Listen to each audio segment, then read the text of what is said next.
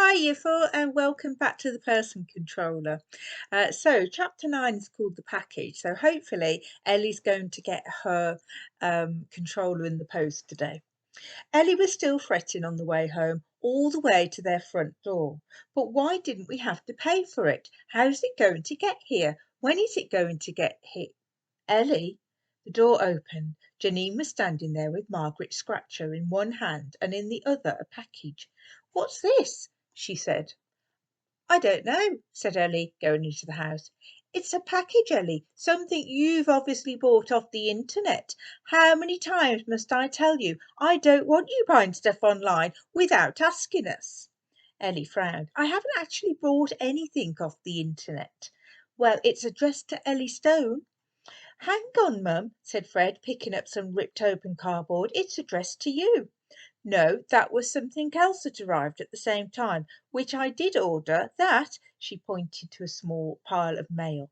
There was always a pile of mail in the Stones' hallway, some of which seemed to stay unopened for years, on top of which was a polythene pack labelled "For Tanks." "What's that?" said Ellie. "It's a corset," said Janine, basically. "What's a corset?" said Fred. "Don't you remember?" said Ellie. "We did them at school when they were teaching us about the Victorians. They're those horrible tight bits of underwear that women used to have to wear to look slimmer and force their waist to be really tiny." "Mum, you shouldn't have got one of those. They're really bad, and besides, you don't need it." "It's not for me, it's for your father," said Janine. "Oh," said Ellie. "Anyway, stop changing the subject. Where did you get this from?" She held up the unopened package, the one addressed to Ellie. "I don't know," said Ellie. "I haven't ordered anything. Has it got the address where it was sent from on it somewhere?" Janine squinted at the package. Then, as if it might help, she extended the arm holding Margaret Scratcher towards it, as if she, Margaret, might be able to spot something. She, Janine, could not.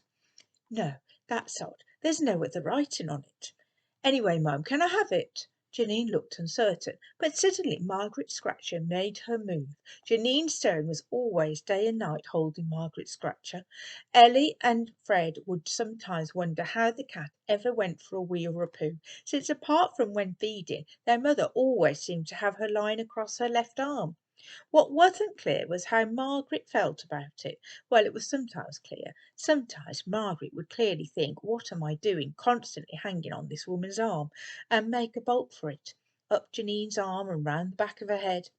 But Fred and Ellie's mum was not one to give up easily. She would grab Margaret and hold her at arm's length while her paws wheeled about like a furry electric fan with claws, until finally the cat calmed down, gave up, and went back to sleep on her arm.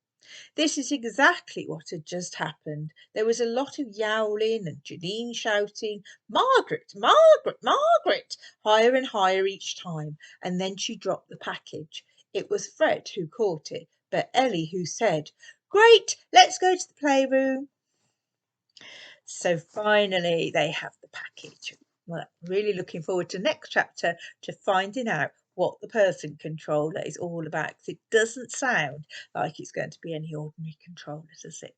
Okay, see you soon, Year 4. Have a lovely day. Bye.